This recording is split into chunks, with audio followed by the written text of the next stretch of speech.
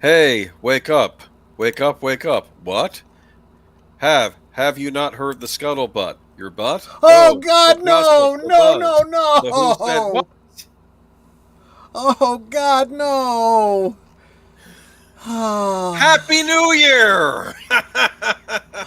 I'd totally forgotten about that crap. Well, now it's back in your head. That's not even on the worst of this year. That's not even on the loser side of this year, that song. It should be. But I figured Disney had enough stinkers this year. I didn't even have to include The Little Mermaid. I thought that was going to be their worst movie of the year, like their big stinker. Granted, I've no desire to see it, and I heard It it has wasn't that gotten good. to the But point where just when you think we have hit max stupidity, somebody finds a way to outdo it. It really is ridiculous. Oh, you have a problem with a Germanic story about a mermaid being race swapped? We'll do you one better. One where the title actually is Snow White, and we're gonna swap the race there. I think in the case of Little Mermaid, she was Dutch, right? Yeah. Well, it's a Dutch story There you anyway. go. And Snow White. I get they were trying to justify, well, but mermaid, Dutch, maybe, in the South Seas or something like that, da da da da. And there is that, calypso music they got at one point and stuff. And so they're like, okay, maybe a darker skinned, okay, fine. You might have been able to justify that, except for the fact that you made all of her sisters all different races. How do you explain that one? Welcome to the end of 2023. That Hopefully, was we're going to see the wind down of the woke. maybe. Anyway, Happy New Year, everybody. This is a Geeky Geezers special, the winners and losers of 2023, and maybe a prediction or two about In the a lot coming of ways, year. I feel like we were all the losers in 2023, but we'll talk about why. This is one of the worst years for entertainment I can remember, at least as far as Absolutely. movies go. I Yeah. remember back in 2001, the summer of 2001, where I thought we had some bad blockbusters and all this. No, no, not compared to this year. This is the worst. This is what I E- mean. e- Just when you think it can't get any worse, it somehow does. Even the one I was looking forward to, Mission Impossible Dead Reckoning Part 1, Yeah. it's like a Part 1, so I don't get the rest of the story. And they were supposed Right. to give me the other part this summer. And guess what? That's not happening Yeah. because of the strike. And they put it off another year. And I'm like, you're losing all your momentum now that you built up from the prior film. I Well, mean, there's another lesson that I hope the entertainment industry gets. Don't ever count on being able to, your plans to fruition and release dates, because now you've taken your hands away and you're letting the world and the government and the powers that be lock you down whenever they feel like, close the theaters whenever they feel like, not to mention your own labor problems. Maybe if you're going to do a two-parter, film them at the same damn time. You'd save a lot of money on production. that's what I thought they did, but maybe they didn't. Maybe they were still filming it. I don't know why they're doing what they're doing. I guess it wasn't Do in the you can, remember obviously. when the Lord of the Rings trilogy came out? Yep. They filmed them all Quick together. succession. And then they went boom, boom, boom. 3 movies in 3 years. Remember Back to the Future 2 and 3, Part 2 and 3? Yeah. You got 2 in the fall, you got 3 in the summer. Okay, I Yep. remember that. Yep. Because they And you know understood what? Those films saved a lot of money on production when they did that. Now, admittedly, Lord of the Rings was a huge risk, because that was, at the time, the amount of money they were putting into that, I don't think you'd ever seen No. in movies before. But they were getting 3 movies out of it, and each one of them was a blockbuster. That one paid off. Well, those 3 paid off big. I think that was very smart. Plus, I remember I told you, 2001, that was the one where they thought the writer's strike was going to happen, so they started greenlighting all sorts of crap movies. And I think they postponed others so they'd have stuff to release later, so we were just getting... I mean, that summer wasn't awful in retrospect. We got Fast and the Furious, the first one. That was where that started. We got Tomb Raider. Remember the Angelina Yep. Jolie? Yep. Atlantis: The Lost Empire from Disney. I actually liked that movie. Yeah, it actually was really good. It has like a kind of steampunk feel to it. It did. It did. That was a good.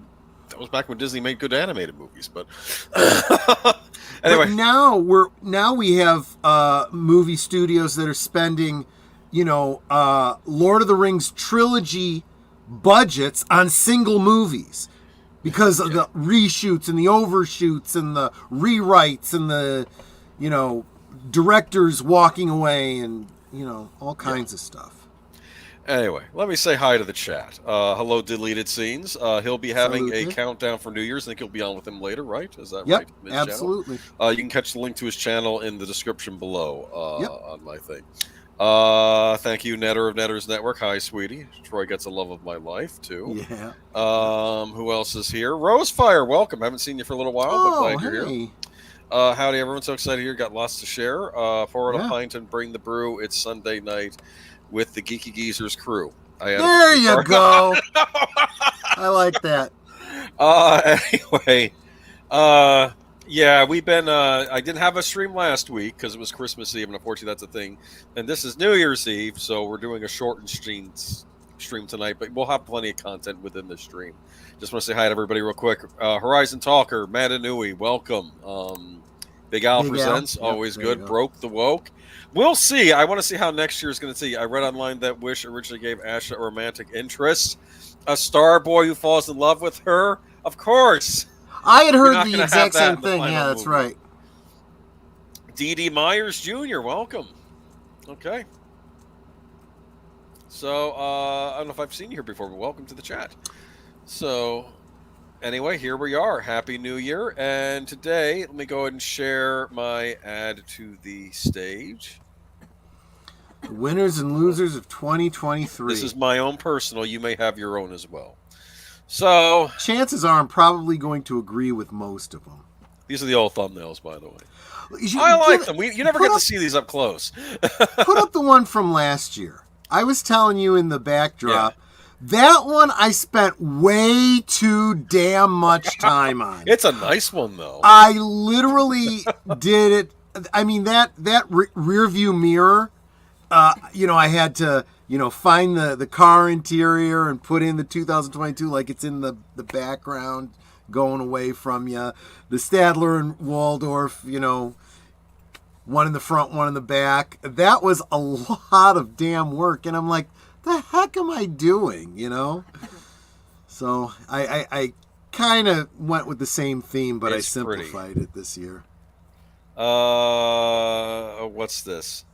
I may not talk much about Omni-Man Mortal Kombat 1. He's really fun. I've seen the clips, actually, of him. What's his name does his voice? The one who played J. Jonah Jameson in Spider-Man movies. Oh, yeah, the yellow M&M. Yeah, Forget his name. Yes, that's him. Yes. Geeky Geezers. J.K. Simmons. J.K. Simmons, yeah. Geeky Geezers New Year's debrief. Yep. I remember those Michael Jordan Haynes commercials. This is Michael Jordan, and you've been briefed. Remember that? Yeah, exactly. And I always chuckle at that, and even when he said it for the 100th time, I still chuckle. And I don't know why. It's just, yeah. Holiday highlights. Took a friend to see a local production of Joseph and the Amazing Technicolor Dreamcoat. Created original props and choreography, stomp and Cirque du Soleil dancing. Wow. I've not seen that one live. I have seen, I saw Godspell live, but I didn't see Joseph and the Amazing Tech. I think my dad used to have the DVD of the Donny Osmond edition of that. Remember, he did. He did a production of Joseph and the Amazing Technicolor Dreamcoat. Okay, here is my winner of your 2023. Number one above all. I only picked one. You can pick more than one. No, I'm asking, is that what it is? I have the one above all, yes. Okay, there could be a runner-up too, but I only have pictures for the one. Sure. We're keeping it simple. Okay. We can just add as we go along. Yeah. Here we go. Nintendo is the winner of 2023. Yeah.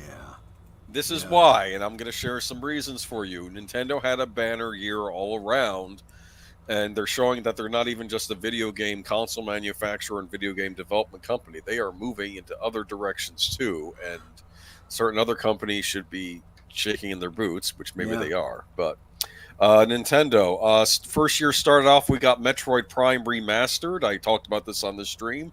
The reason I only bring this up is because it was actually very cool that we got this classic GameCube game with a new coat of paint. They redid all the graphics.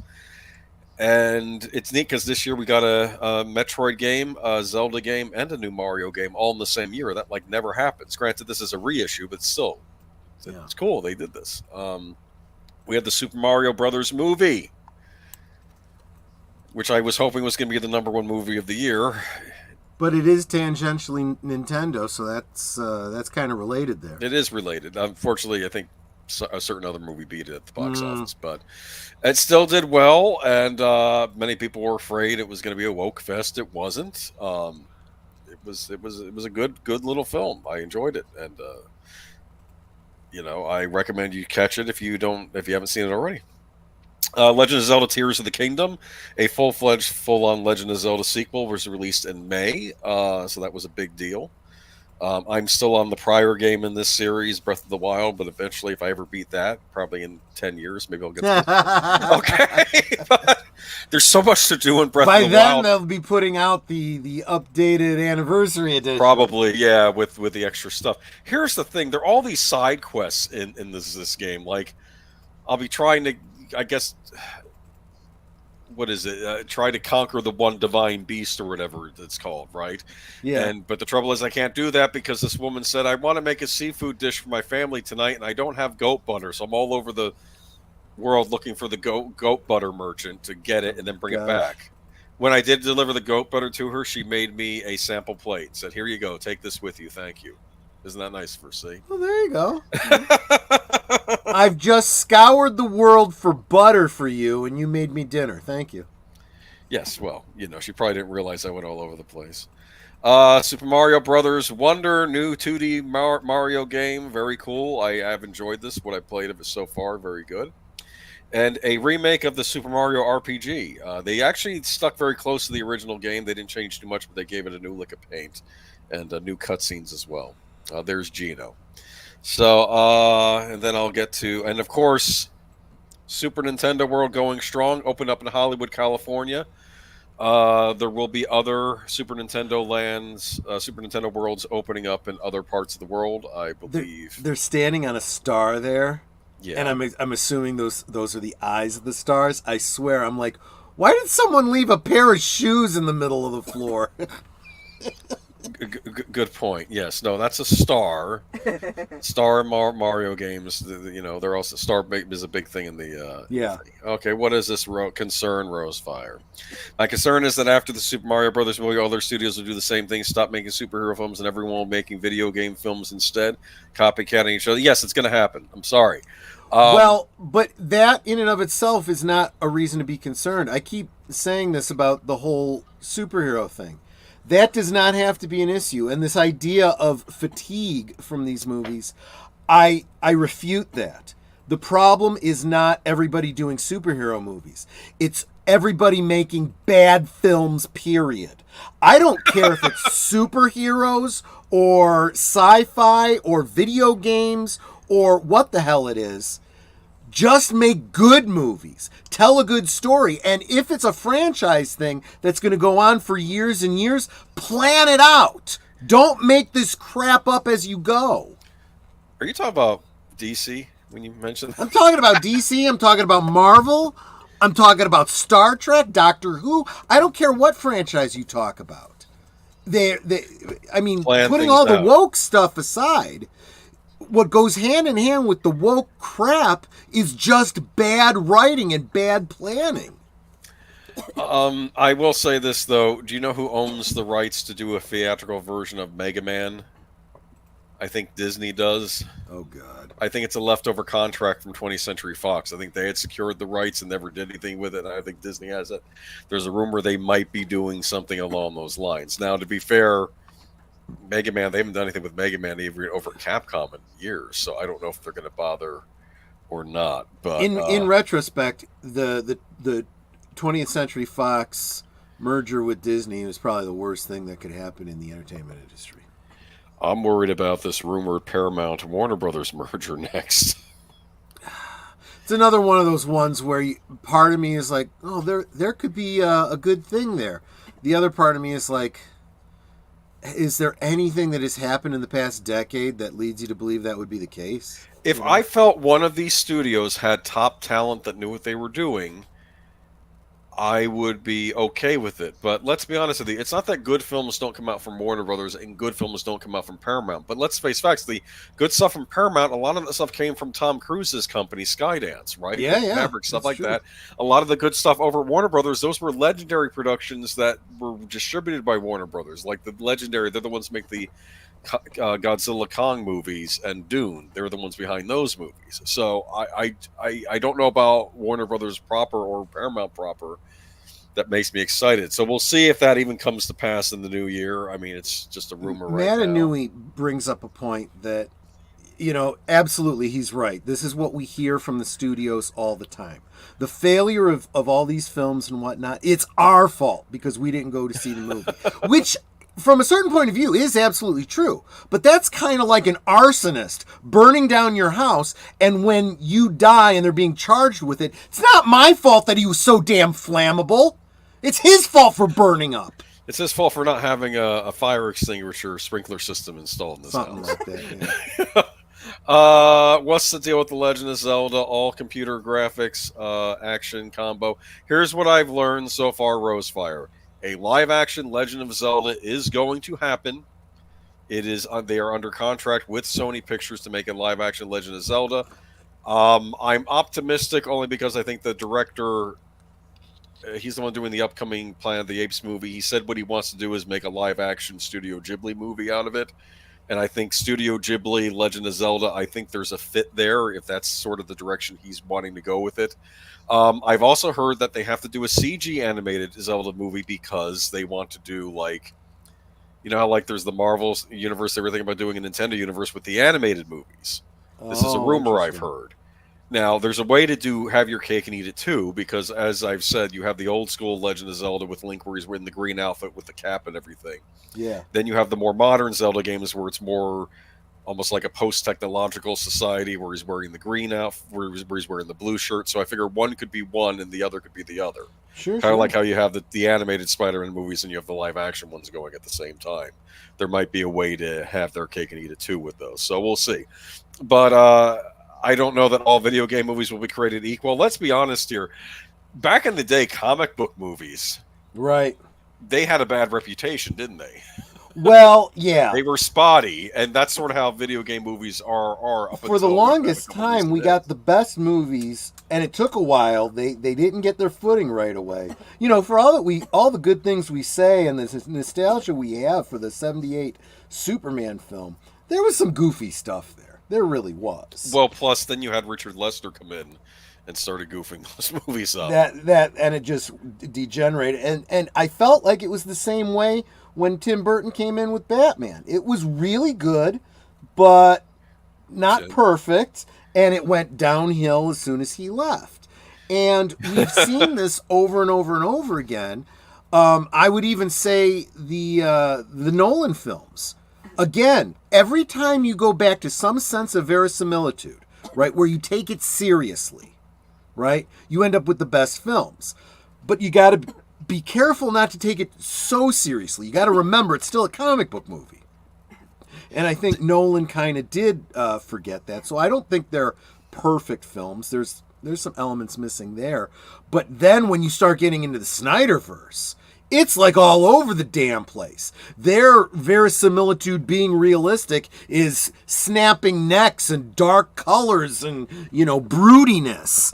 Blood red, Edgelord crap. blood red costume for the Flash, that sort of thing, right? Yeah, exactly. You And so and let's face it, the behind the scenes is even worse with the casting and the actors going goofy and doing stupid crap. Did you have a winner for 2023? Um, Someone who surprised you and you thought did really good. Okay. I'll be honest with you. And I mentioned this on Friday. The film that I saw that I saw out of a sense of obligation because I'm a completist. I did not think I was going to like it and was absolutely shocked that I loved it. Was Renfield. Okay. And I need to watch that, and I'm going to take your word for it that it's good. But the problem is, this is another one of these things where the movie was good, and to be fair, that's actually no. You know what? Huh. That's nothing slight. That is the most important thing. It Let's not is. let's not forget that. Why did Universal not market it correctly, or whatever happened? Because I don't think it did that well at the box office. I'll I'll be honest with you. I have said that a lot of the films, especially if we're going to focus in on these Universal monsters and the dark universe and all that kind of stuff, what the films were trying to be is a huge surprise. It's not what you'd expect, and it's usually disappointing. It's marketed half-assed, in my opinion. You want marketing to get your butts in seats, but you don't want to then leave the theater going, I was sold a bill of goods. I didn't get what I was expecting. You know, don't get me in here telling me. My favorite example is Hudson Hawk. Don't have me show up thinking I'm going to see a Die Hard type of film, and then it turns out to be more like Moonlighting.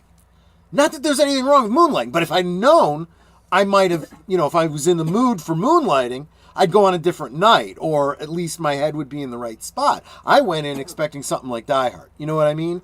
And so don't tell me it's a comedy when it's an action adventure, or vice versa. And honestly, I feel like Dracula Untold sold me a bill of goods. I went in thinking it was one thing, turned out to be something else. And they did even worse with the Tom Cruise Mummy. Oh no. I was expecting something else, and it was more BS set up for it was the same problem that we're getting from these later Marvel films. This movie, you're not supposed to sit here and enjoy this film. You're just supposed to get all the teasers for the next film. I was on board for that Tom Cruise Mummy movie. I was like, Tom Cruise is being very careful as he's getting older. He doesn't want to star in duds. This is probably going to be a big deal, good movie, and instead we got what we got. I with a very bad mask for Russell Crowe, right, when he turns into Mr. Hyde or whatever that was. Remember that? The siege. Yeah. But getting back to this year, regarding Renfield, the marketing wasn't really the problem. I don't feel like the audience really knew what to make of it. The marketing kind of sold it. You kind of know what you're getting when you go into it. I was not surprised by what I actually got. It was a little bit comedy, a little bit horror, a little bit not so much tongue-in-cheek, but definitely a kind of clever look at the genre, right? Like, for example, this is a little bit of a spoiler, but It's fine. But the movie ends up with, we realized that with all the lore that's out there, we didn't really know how to kill a vampire. So we tried everything, and they kind of throw, everything together, and they're like, and we still don't know if this is going to kill him or not. But I thought they did a great job. Even the casting of Nicolas Cage, I was like, oh God, no. And I'm like, this kind of works, actually. They did a nod to the, Hammer horror, the two big fangs, but not a lot. Only towards the end did that even come up. Most of the time you see him bare his teeth, they're more like all of his teeth are just pointy. And you realize he's actually meant to be, you're supposed to, in your mind, imagine him as the Bela Lugosi. Which would be more fitting because it's universal, right? Yeah. But also, you never actually see anything special about the teeth on Bela Lugosi. He didn't have. Go back and look at all of Bela Lugosi's, all the Universal Dracula vampires. They don't have the two fangs. It's just a guy with teeth, and if there's anything special about him, you don't really see it. And in this one, you do, but they're all, equal length, and you could almost believe that in Shadow, you never would have even noticed it. They do this great bit at the beginning. It's all told from the point of view of Renfield. He is the narrator telling the story in first person. And he says, wait a minute, I'm giving you too much at once. Let me back up. And what he backs up to is you get a bunch of scenes from the original Dracula with Renfield and Dracula from this movie, like, digitally superimposed. So there's that scene where Dracula reaches out, and does the thing with his hand to, like, mesmerize. Right. And the maid drops. But instead of Bela Lugosi, it's Nicolas Cage. I see. Very, very well done. A couple of added scenes that added some context. Very, very good. Well, I need to check it out then. You so should. this could have been maybe the starting of a new cinematic universe then, maybe. Yeah. But they did it again. Whereas I said that, like The Mummy and Dracula Untold, all they really was meant to be avenues to start a new universe. Yeah. This one was absolutely not. I got to the end of it thinking there could be a sequel here, but they clearly weren't specifically setting one up. It stands on its own, and this is the way it should be, Yeah, and that's how the first Iron Man was, actually, if you think about it. Yeah. I mean, I don't know, but it could lead into other things. That's what you're saying. Yeah, and Rosefire's suggesting that I guess it would probably have to be Warner Brothers would have to do it. Wasn't it Warner Brothers? Wasn't it DC League of Extraordinary Gentlemen? I forget who the comic book company was. But they tried to do a movie of it, which was good for what it was, but it was bad if you were a fan of the comic that it was based on. I think she's absolutely right. It would make for a great mini-series type of thing. Right. So maybe they'll do that. I don't know. Yeah. But yeah, so if I was going to pick from the entertainment industry, what I thought was my winner of the year, that one was the surprise winner for me. I don't feel that it was a winner on the, overall stage. I think, like you said, it didn't do very well at the theaters, but I did pick up the DVD just because. It was that good, in my opinion. Okay. Well, I'll definitely check it out. Nicholas Hoult was good in it? Was he the one that played Renfield? Yes. Yes. In fact, I only very briefly, when you see an actor that you've only ever seen in like one other thing, you're like, it takes you a second for you to get that out of your head and see him in this role. But when you first see him, I saw him as the zombie from that, that comical zombie film that he was in. Yes, the one where like it's from the zombies' point of like view. My Zombie Boyfriend or something. Yeah, something like that. Yeah, Mel Malkovich was in it, yes. And especially because this is in that kind of the same genre, I was like, okay, it's basically the same role. But he's playing this role so very differently.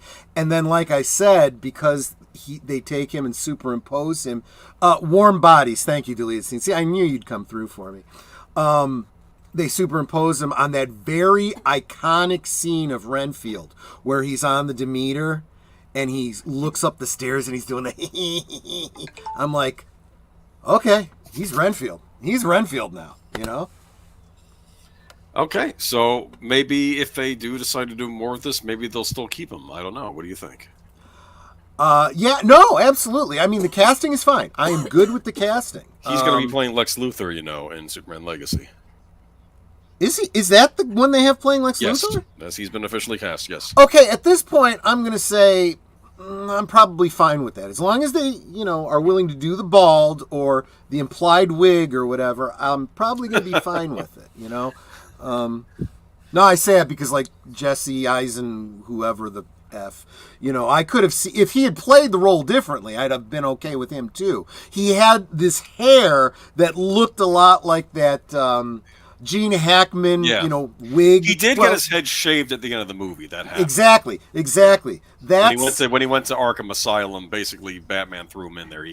Batman was pissed at him, basically. And I like that concept because Gene Hackman's the one that set that. You can have Lex Luthor bald, You know that he's bald, but maybe he's a little vain. Maybe he wears a wig, maybe whatever. Gene Hackman's Lex Luthor went at it a little comically by changing his wig all the time. Yes. You know, I think the Jesse Eisenberg one kind of was homaging, you know, the main Gene Hackman look. But I don't know. I mean, you know, I think the best since Gene Hackman was what's his name? Rosenbaum. No, well, yes, but I meant in film. That bloke from Usual Suspects. Kevin Spacey? Kevin Spacey. He was a great follow-up. Great follow-up. He's better than Bosworth. I did not like her Lois Lane, I'll say that. Oh, God, no. That was the worst part of the cast. The whole movie, as far as the casting goes, was great, except Frank for her. Langella as Perry White, I was fine with. It took me a little while to get into the movie before I realized that's who it was. I was Frank like, Langella, crap. yeah. I mean, there were things I wanted Superman Returns to be good. I was on board. Here's the thing with Superman. I keep having the rug pulled out from under me. And then Man of Steel came out, and I had a bad feeling about Man of Steel before it came out. Yeah. And well, I think I've told the story 100 times, but well said. Some just said Jesse Eisenberg could have been a Riddler character. Luthor isn't supposed to be hyperactive. I had the impression that Zack Snyder had seen The Social Network and saw Jesse Eisenberg as Mark Zuckerberg. Yeah. And that's sort of what he was trying to do there, make him like a Mark Zuckerberg type. Yeah, but I don't think he pulled it off, and I feel like Eisenberg played him like Heath Ledger's Joker. Yeah. And that is absolutely not who Lex Luthor is. No, we have enough. Superman has his own nutty villains, like he has the Toy Man. You know, there you go. That's sure. I keep wanting to say Toy Maker because that awful Doctor Who specials in my head. Okay. Anyway, we won't. Let's go to losers. Speaking of losers, yes. Okay. Disney. I think we agree on this 100%. We are in complete lockstep on this one for sure. Yeah, and actually, you know, a funny thing about Renfield though, that was another Universal Studios release. Yes, it was. That was the Super Mario Brothers movie. Yeah. And Universal didn't do too bad this year. They had Oppenheimer. That was their big hit. Oh, yeah. Which I still haven't gotten around to seeing. Even Warner Brothers, as much as I'm not a fan of the Barbie movie, basically, at all. Maybe I need... And I'm not planning to watch it anytime soon. But the point is that did well at the box office. So both of those studios had hits. Yeah. But where are Disney hits this year? We start out the year with Ant-Man... Whatever the most recent Ant-Man film was, where it was really just replace the old white guy with his daughter. This was Quantumania. Okay. Yeah. And there we have Kang. Who the actor is now currently going to jail, I think, so that's not good. He's done. Guilty. So yeah. Jonathan Myers, I think was his name. Yeah, so he's done. So he was said to be the best part of that movie, and now they can't go forward. Now I guess they're not going forward with a new actor for Kang. So look, that Avengers movie even happening? I still don't give a flying F about this guy. I don't bear him any ill will. I don't judge him in any way. I did not see any of his roles, so I don't know if I would have liked him or not. I'm sure he's fine to have played the role of Kang, but everything I've seen about Kang in Marvel, nobody knew who he was or cared. You had to have seen these shows on Disney Plus to know who he was and what was going on with his story. This was not, like Thanos or Doctor Doom or Red Galactus Skull. or Red Skull. Magneto. I mean, Marvel has villains. These big villains that everybody... Venom. Well, Venom. No. But all of these villain characters that everyone knows, if you're going to bring in someone like Kang, and, he's the master of the multiverse and all this and time travel and stuff, that's fine. But you got to set that up right. And you know what I say about time travel. If you're going to do it, you got to think it through. You got to be smart. If you don't have the writers to do that crap, stay the hell away from it. I'm done with multiverse. I'm done with time travel. It needs to stop. Yeah. We have Mandalorian season 3 with with Lizzo. People are still trying to defend this stuff, and it's like... Even Grogu has fucking outlived... excuse me, I'm sorry. I didn't mean to do that on your... It's okay. It's okay. He has outlived his cuteness. Okay, everyone thought he was so adorable, and let's face it, he was. You can't build a whole series around that. Disney thinks it can. They saw the sales of those Baby Yoda toys, and they were like, which died quick. By the time Hasbro got around to doing stuff with it, we'd already had our fill of it. We had gotten all the what do you call it? The Etsy store, people making their own plushies, people doing 3D print action figures, blah, blah, blah, blah, blah. So when they finally got around to it, Hasbro flooded the damn market so that there's like 25 little 3 3/4 inch scale of these little effers, on different cards with a different look on his face, with a different, frog for him to eat or whatever, a different style pram for him to float around in or whatever. And it's like, enough. Don't care anymore. I got 12 Grogus. I don't need the next new one. yeah, it's almost like he's turning him into the new California Raisins or Smurfs, right? Yeah, exactly. Samuel Proctor said, "Oh dang, I thought they'd finished The Mandalorian." They kind of have. They basically finished it at the end of season 2. Everything after that, it's just a zombie series. Yeah, I thought what they were going to do is they might have had the Mandalorian character guest star in other series, but his thing was done after season 2. Well, right? they killed off half the other series they were going to do. Like the Rangers of the New Republic. Yeah. There was a whole plan, and I guess that plan had some wrenches thrown into it by the people. Powers that be. Let's just say the powers that be. Go ahead. Yeah. I was going to say, if you want to get granular about it, everyone wants to blame Kathleen Kennedy. Kathleen Kennedy set up her pretty boy in a fake cowboy hat to do everything she says. And, there was a civil war at Disney, and the bad guys won, folks. Yeah. Sorry. It's sad, and here's where we are. I forgot about... I was talking about Disney's disasters this year. I didn't even put the worst disaster up on my slideshow. Dial of Destiny. I forgot about it. The Dial of Dysentery, yeah. Another time travel. But, Rosefire says, my win for 2023, getting to watch 80s and 90s classics for the first time. The Lost Boys, RoboCop, Street Fighter, Jurassic Park, and Face Off. If those were the first time for you, God bless. That is awesome. I'm enjoying rewatching films from that era that I enjoyed and almost forgot. Netter had never seen, and we just rewatched it, or I rewatched today, Time Rider, the Legend of Lynn Swan. Really? Do you know that one? No. Do you know that one? It was on what? I watched the movie with you. Yes, but you'd never seen it previously. Oh. You today was the first day you saw it. Time travel movie about a guy on a motorcycle who gets shot back 100 years in the past. And through most of the movie, he doesn't even know that he's in the past. And obviously the people from the past don't know he's from the future. He just looks like a spaceman.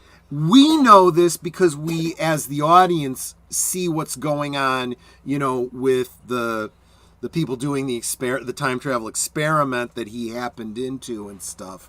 And they're trying to rescue him and all this kind of stuff. So we know stuff the main character doesn't. Great movie. If you haven't seen it, check it out. I don't want to say any more because trick ending, big trick ending, written and directed. Well, I don't know if it was directed by, but written and produced by Michael Nesmith.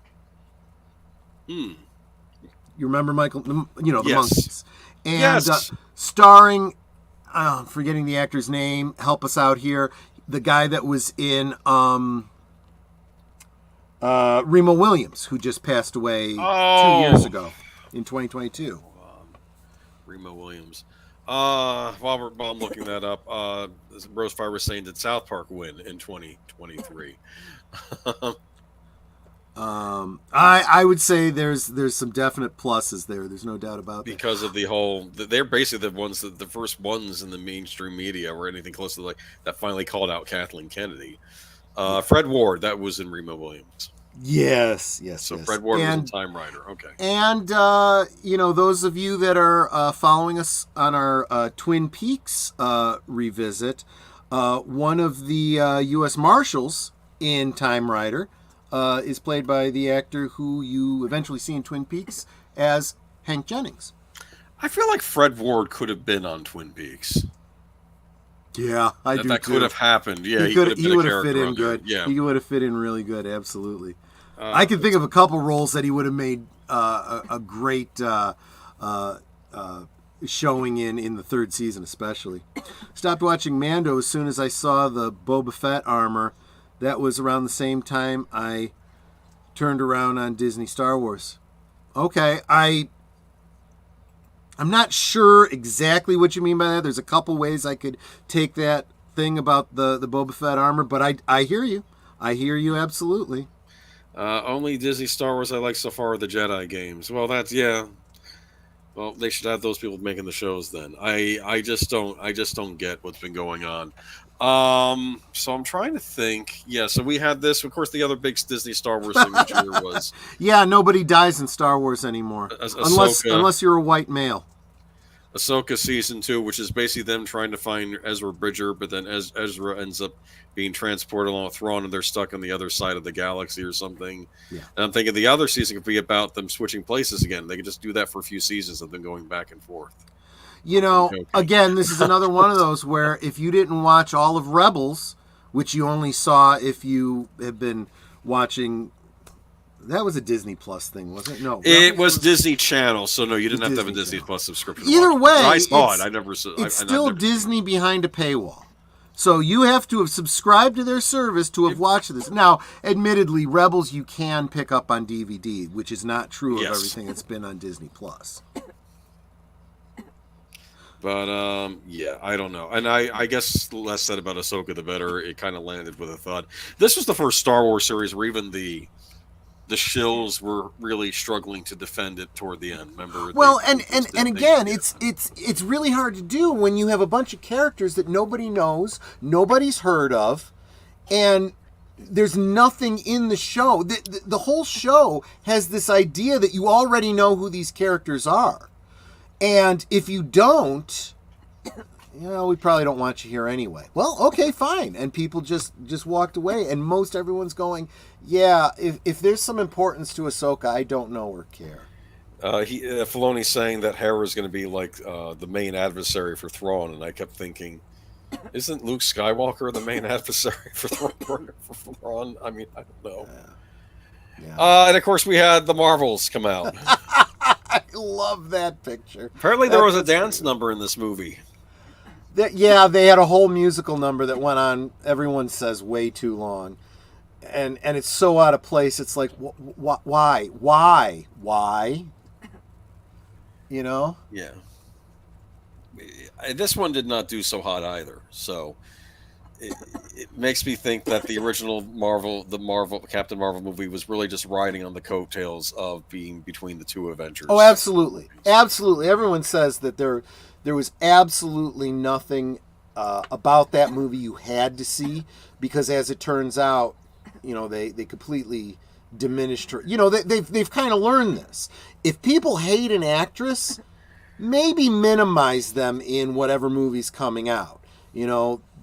Disney was smart to do that in the last Avengers film. I think Aquaman 2 could have learned something from that too. So people keep wondering why all the Brie Larson hate, or people on the inside, why are you ever going after her? I'm sorry, based on things I've seen with her in interviews and other things, I get the impression that she's a woman that doesn't like men very much. Well, you understand? I've gotten that thing. I think she's got a beef with men for some reason. And what's even worse is that's my main issue with her. She's not so great that you could overlook things like that. Her fans are so toxic. It's just it's cult-like ridiculous. And yeah, she's really burned the bridges and not done the work to rebuild herself in any way. I'm going to say, if you want a 101 class in destroying your fan base and your following, in the court of public opinion in the entertainment industry, and then recouping it. There's two actors I will point you to. One is Robert Downey Jr., and the other is Tom Cruise. They both went, for different reasons, went way off the deep end, doing a lot of weird, bizarre things Yes. that drove fans away, took some time off, got their heads right, came back and said, okay, let's do this, and became big shit again. But, yeah, Brie Larson hasn't done that work. It's funny you mention that, because I wonder if the movie Tropic Thunder in many ways rehabilitated both Tom Cruise and Robert Downey Jr. I forgot Tom Cruise was in that too. He's That's in right. it, and it's funny because the Ben Stiller character is making fun of Tom Cruise. Yeah. So you have yeah. Ben Stiller making fun of Tom Cruise as his character, but then Tom Cruise is in a horrible disguise as this very nasty agent, right? Overweight kind of guy. Yeah, Hollywood exactly. agent, and I find that clever. Do you also because- think that he was supposed to be riffing on Weinstein? Oh, I didn't even think about that. Think about what he looks like. Oh no! Yeah. So there's a lot of things that in retrospect, you look at Tropic Thunder and go, this was the perfect movie at the perfect time. Oh man, Steve Coogan was in that too. Remember him in that? Just a good all-round comedy. They could never make. They would never make that money today because they don't have the. I'll say the guts. If someone had the balls the to balls. do it, it would probably do pretty damn well. Yeah. You know? Because that, in my opinion, might have been one of the last great comedies was Tropic Thunder. Yeah. I'm trying to think back because it's just we don't even get comedies anymore hardly. We got that one with Jennifer Lawrence this summer, but I kind of missed that one. Let me see. I saw a clip of a YouTube clip of Captain Marvel in a beautiful dress being wooed by a prince. That kind of looked nice, but Disney wouldn't dare ship her with a man, right? No, they did that. I think the joke was, though, what are they doing? This is a super movie, and they basically have turned this into a Disney princess movie. Yeah. It's like they bought these things. Let's be honest. They had. I thought I'd read a while back that one of the reasons Disney was so interested in getting Marvel and then maybe later Star Wars is that they had all the Disney princess stuff for the girls. They wanted stuff for the boys that the boys would be interested in. Then they decided, no, we don't want the boys. We want to do everything for the girls. And the girls like these things too, even though, you can like things that are centered to the opposite sex and still watch them as a member of the other sex. Like Big Al likes those Hallmark movies. I would argue those are probably geared more toward women, but that's okay. I used to watch Sailor Moon all the time, even though I kind of think that was a girl series, but it was still a lot You of lost fun. me there. I was with you on the Big Al and Hallmark thing because I like I used to like the Hallmark shows. It's funny. But It's but I have funny. no idea what Sailor Moon is other than You a don't know what girl Sailor in a Moon Catholic is? schoolgirl uniform. Well, in Japan, all the kids wear private in schools. I don't care what school you're going to, you'll wear some kind of uniform. Okay, yeah. And I guess the sailor, I think they called them, I don't know if they were called them like sailor type skirt outfits that were popular with the girls. I think you got to pick out what kind of uniform you wanted or something, or if the kids voted on it. I don't know, but that's basically Sailor Moon was essentially in Japan. It was superhero meets fairy tale. That's what it was. That's how I always saw it. But speaking of fairy tale, here we have, this was their big animated feature of the year. Their celebrating 100 years of Disney movie. It's supposed to be a legacy, and this thing did horribly. It did terribly. Yeah. I mean, I didn't put Elemental on here because even though it didn't do hot, they said it did have legs, and it eventually made money over time. And I don't think Little Mermaid was as much of a bomb as it needed to be for me to throw it on here. But this did not do well. This did not resonate. I think they were expecting another Frozen, but that didn't end up happening. Yeah. No, there was a lot of things about this that, and We're in Black Cauldron territory. I have not heard anybody, but Black Cauldron was actually pretty good. I like Black Cauldron, but that was one of these movies that really bombed hard for Disney, and it was very expensive to make back in the day. Yeah. In this case, there was and I haven't heard too many commentaries about Wish other than the very facts of what people didn't like about it, the fact that it bombed so badly, the fact that it was supposed to be a 100-year celebration kind of a thing. I think there's a couple of other things that people have not made the connection on that I think we all have going on behind our eyes. One is the loss of fan faith in the Disney brand. Parents don't want to take kids to see anything anymore.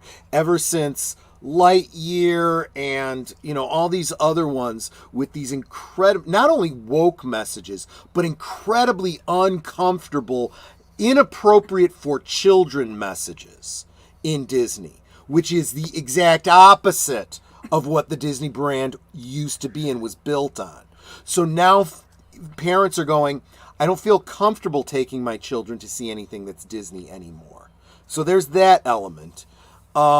But also, everything that I'm hearing about this movie is it was poorly executed. The music wasn't good. It wasn't great. It wasn't, whatever. Nobody cared about these characters. And then on the other note, you have Disney doing what else? Well, everything else Disney did this year just sucked. But if you're going to celebrate 100 years with something Wish, what does Wish bring up? Wish brings up Wish Upon a Star, which was the cornerstone song for Disney for so many years. That's supposed to be, but maybe they should have done something with Pinocchio. Oh, wait, they had already done that last year and it sucked. Right? Okay, put that aside. What was the beginning of Disney? The true beginning of Disney? Snow White. Oh, wait a minute. You've had a whole year of marketing bollocks. Perfect timing, yeah. Exactly. Weird marketing on this thing that has literally... Is she grabbing her boob in that picture? I never noticed that before. Never mind. Really? There's if that was Ezra Miller next to her, that'd be what would be happening. I'm No, sorry. she has her hand up gesturing. I'm sure, but at this point, nobody wants to give any props to Disney. You have this dingbat out here taking the piss on the entire history of the cornerstone character, going, I'm going to remake it because it was obviously bad. And you are hateful if you liked it. So come see me and we'll darken up this Snow White. And what is this dwarves? That's ridiculous. No dwarves, right? They've just shot themselves in the foot and they pretty much know it. Which is why it didn't get released this year. They're going back and reshooting frickin' everything. Which means they're going to be over budget again. Which means, and it's still going to tank because no one's going to go see it. It's going to, you know who goes to see this stuff? The YouTubers. The YouTubers that come out and say, we were right, it sucks. We watched it so you don't have to. You know what? You don't even have to do that. I don't have to see it. You don't have to see it. Nobody has to see it.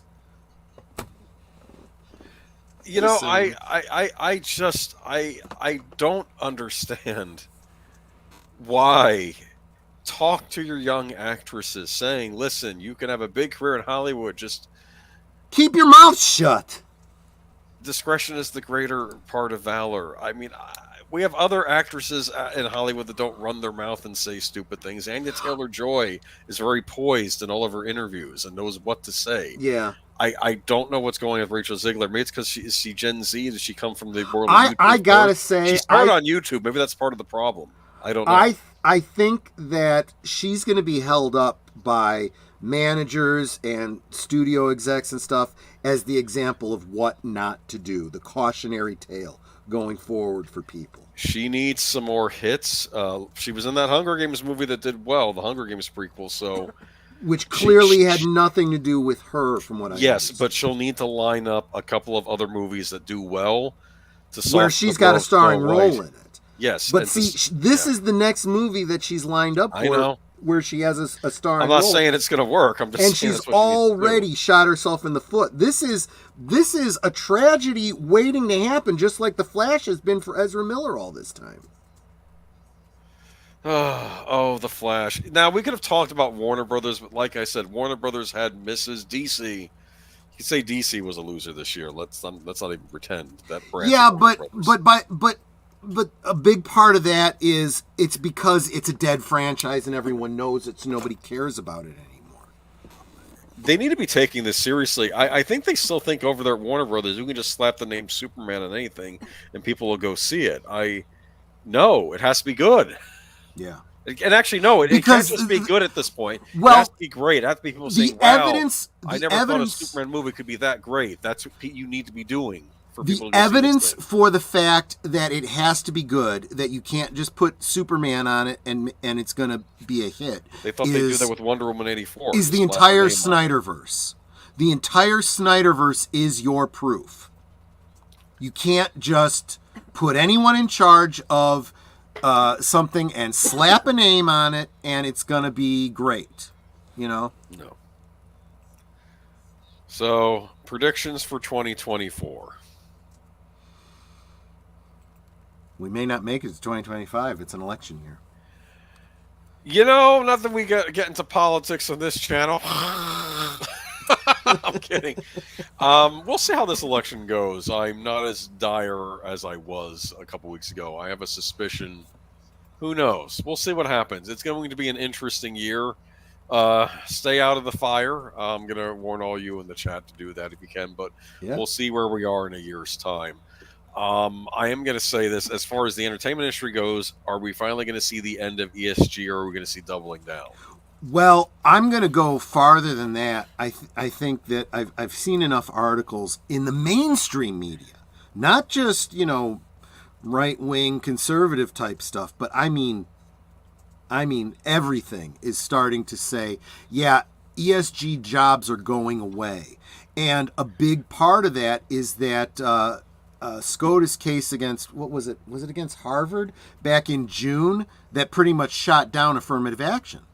Saying affirmative action is illegal. You cannot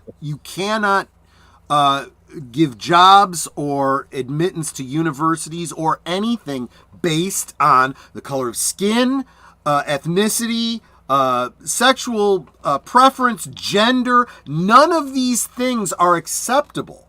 If you do, well, U.S. government, can't support you, and civilly, you are opening yourself up to lawsuits. And the ESG lawsuits are happening big time.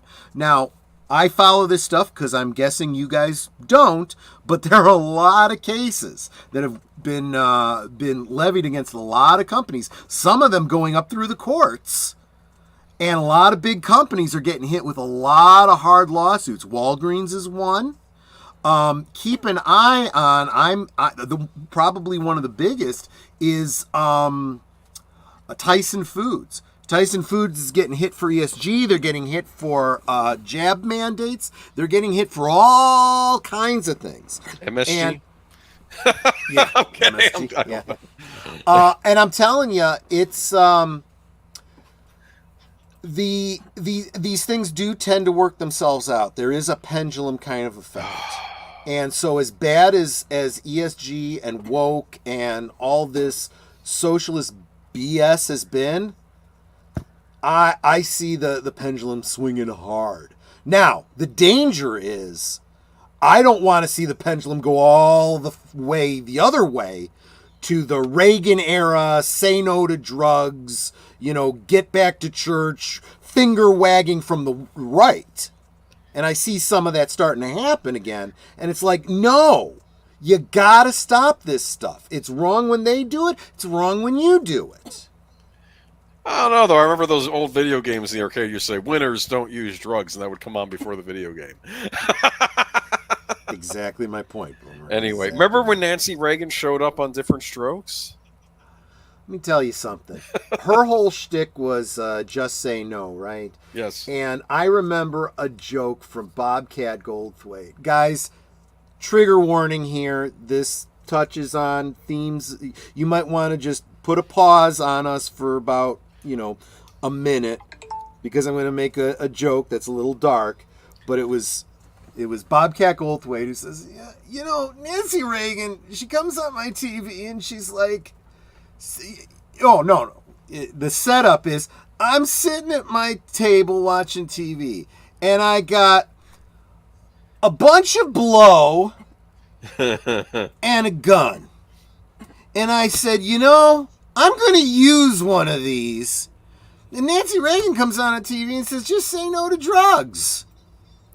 Oh, okay. Oh! Yeah, exactly. You know? Oh, I used to love Bobcat Goldthwait. I know. He was the best. He was the best. We'll have to do a little retrospective on him one of these days. Police Academy movies. He was also there was a bunch of other movies that he was in that were really Hot good. to Trot. Remember that one with the horse? Yep. And then what? Like a whole season or two on Moonlighting. Was he on Married with Children as a guest spot? I know Sam Kinison was. I'm trying to think if it was also. Sam Kinison was in the Christmas episode of Married with Children. He was great too. He was like the ghost of Christmas past, present, future. Maybe it was like his Clarence for It's a Wonderful Life. I think that's what he was supposed to be, and it was Sam Kinison. Yeah. It's just that. But what's this? 2024. The advertisers higher education had better not chalk out their eating filet mignon and avocado toast. I guess not. Well, so basically, apparently they can plagiarize with no consequences. I'm sorry. So basically, Troy Pacelli doesn't want to see extreme measures of virtue signaling from either side. That sounds practical. Well, I don't know how practical it is, but I am. I mean, if nothing else, I'm intellectually honest, right? If it's wrong for one side, it's wrong for the other. Just don't do it, you know? And really, if you keep the politics, the virtue signaling, all the crap out, you're going to have much, much bigger audiences because you're not alienating anybody, you know? Yeah. So what about you? Any predictions? Let's see. I think that Ghostbusters Frozen Empire is going to be a runaway hit. Looking forward to that, yes. Especially in marketing. I see the you look for repeating trends, right? And everything that I saw happening with Afterlife, it got put off because of COVID and the theaters being closed and blah, blah, blah. But they maintained a schedule with their marketing. Stuff kept coming out, sometimes giving little hints of what was going to be in the movie because a toy came out or something. That didn't hurt the movie, it only helped it and built the hype, and it did really well. And they're doing the same thing right now. Yes, they pushed off Frozen Empire because of the strikes this year, but again, the marketing is doing really, really well. They had a very successful HasLab project this year. In fact, it was so successful that they opened up a few, what do you call them, like premium tiers or whatever that no one was even expecting because it did so well. And then Hasbro fired off the Ghostbusters toy division because they were successful. I'm kidding, because I'm just joking about it. Actually, interestingly, that did not happen. Hasbro is, if I had done winners and losers, I would have said Hasbro big loser for this year for a lot of reasons. I'm not going to get into it because we've already run over, but get over to Michael French's channel. Michael French just dropped either today or he will be tomorrow his Man-Child News. Yeah, he did it today. I've seen it already. Yeah. He talks about the Hasbro He covered stuff, some things that I didn't even realize. Yeah. Some things I didn't even know about. So, yeah, check that out. But yeah, here's what 24 is to me, what I'm getting a read on it. It's a big question mark. I don't know. Yeah. I'm not so pessimistic that I think it's going to be a disastrous year, but I'm also not optimistic about it either because I don't want to get burned. It's a big question mark. I think Ryan Roger Athey, I was on a podcast with him, Pacifico 414, when I was doing their thing, and he's saying that he said that he thinks that 2024 will probably be the most important year of this decade. I agree with him. I think a lot of stuff is going to happen this year that will determine basically the path of the rest of the decade, and I think that's going to happen this year.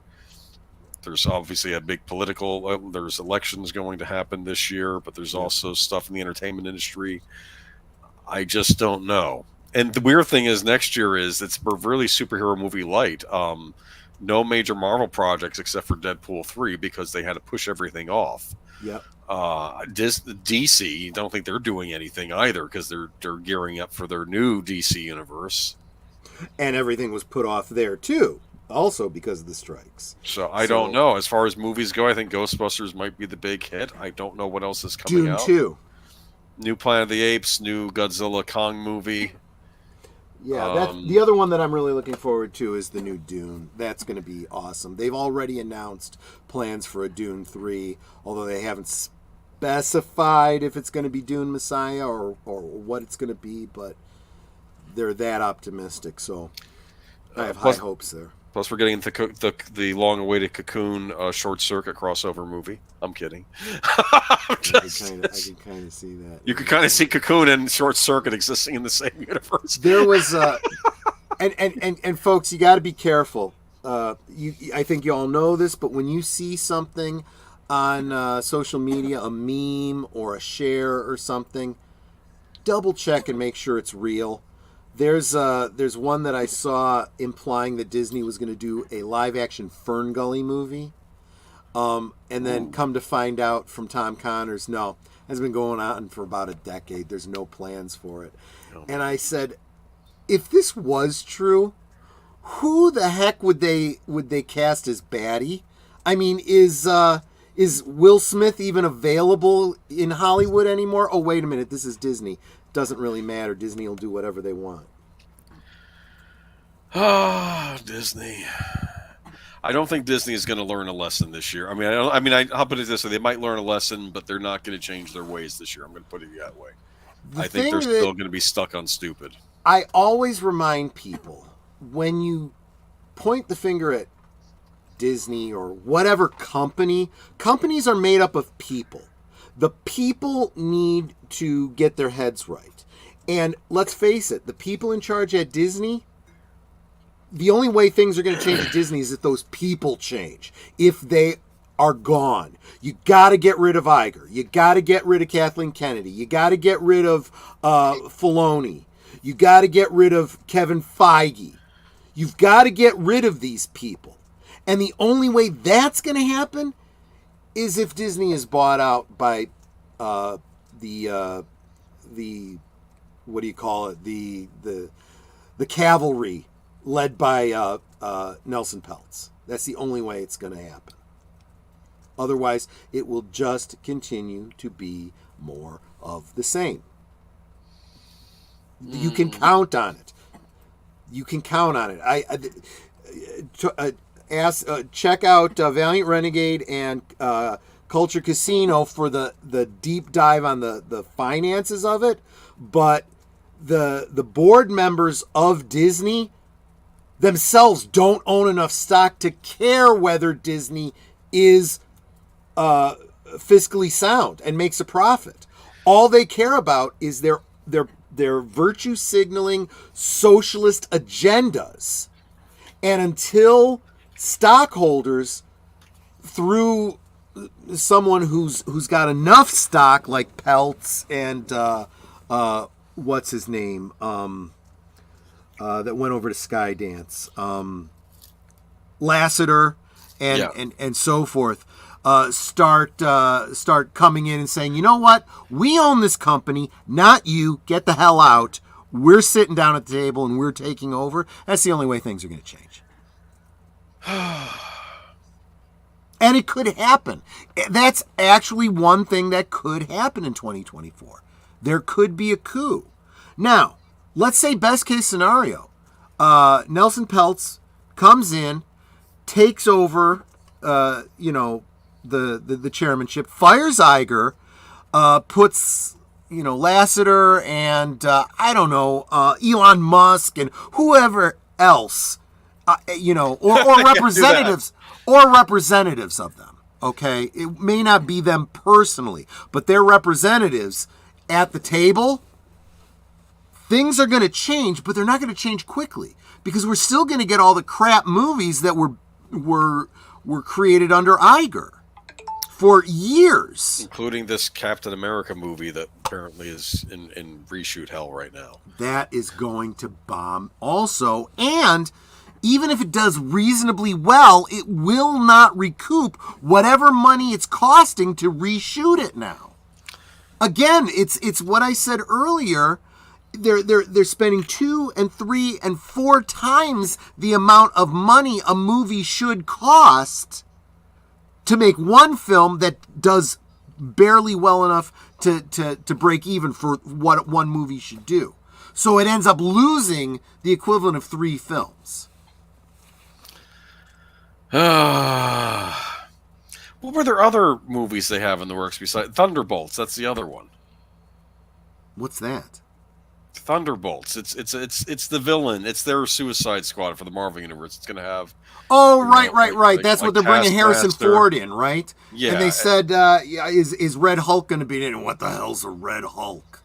Yeah. Well, what he doesn't know is apparently the behind the scenes is saying, yeah, they're planning to do Red Hulk. Oh, you know what's funny? I like the idea of him when he said that, and part of me wants to think, just pay me the money. That's what I had his crystal voice.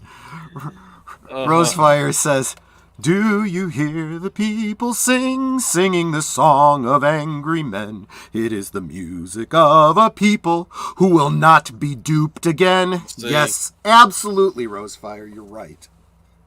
Check out Ghostbusters. Keep your fingers crossed on that one. Ghostbusters, Dune. I mean, I don't see that many movies in a year. That's 2 already. So it's going to be a good outing for me, as it is. So another Godzilla Kong with Kong's younger brother, I think, is going to be in it. So that's unoffensive. I may not see it at the theater, but I may see it when it comes to streaming, maybe. All right. But and in the meantime, watch movies you missed out on. Like I said, I watched The Adventures of Tintin the other day, and it wasn't bad. I just never got around to watching it. It was a Steven Spielberg animated film he directed years ago. Yeah. I don't know if you saw that or not. All right, so coming up this week after midnight, or maybe counting up to midnight, go over to Deleted Scenes channel. He's going to be doing a New Year's Eve countdown. Yeah, I am going to drop the link right now. Give me just a second. The Other Side of Midnight, New Year's Eve edition. Let me get the link. There's the link. Oh, it's funny. He wrote, I want to see Godzilla X Kong, and I almost thought he said Godzilla X Kang. That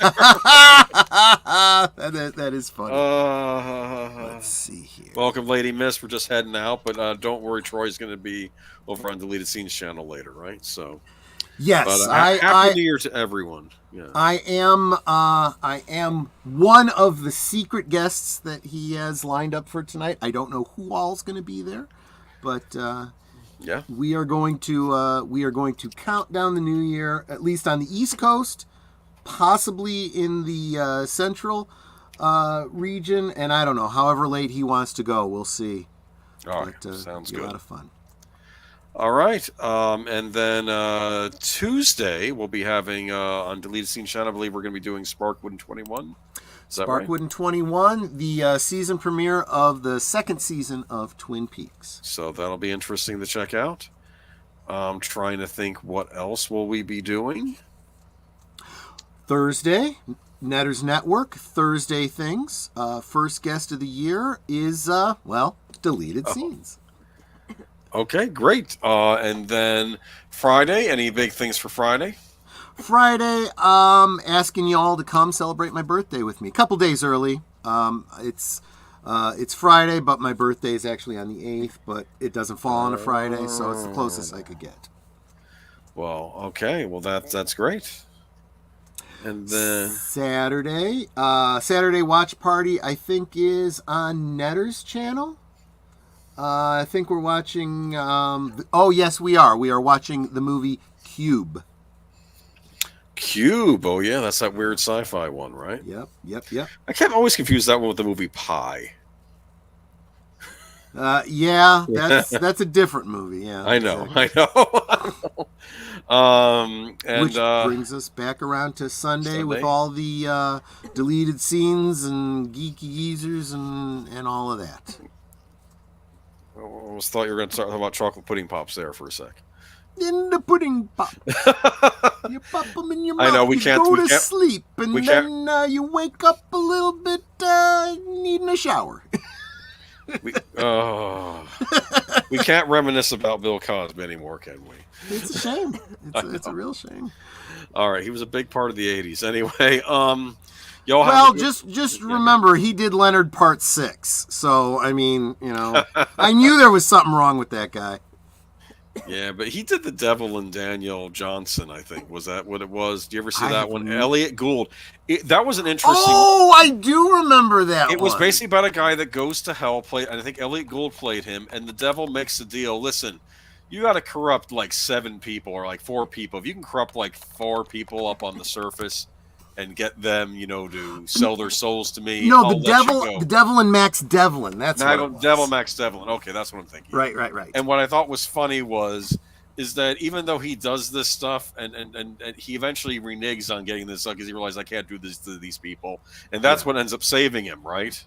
The fact that he goes against the devil and says, I'm not going to have these people turn their souls over. And then I guess he gets his life restored and then gets to marry the woman with the single mom with the kid, right? And I don't know. I thought it was a nice little movie, I thought. Yeah. But do you remember when... This is taxing my memory. This was 81. It was so an older I movie, yeah. vaguely, I saw it in the movie theater. I just have very little memory for it. I remember when the one guy said, "Oh, it's hotter than hell out here," and then Bill Cosby says, he doesn't know what hot is," or something, Oh, Rosefire, Happy New Year. Thanks for hanging out with us. Happy New Year, and yeah, I'm going to be logging off. And same to you, Dee Dee Meyer. Happy New Year. Happy New Year, everybody. All right. Take care, everyone. Happy New Year, and we'll see you in the new year, 2024. Yep. Keep your fingers crossed that it'll be better than 2023. All right. Here we go. Bye-bye. Bye-bye.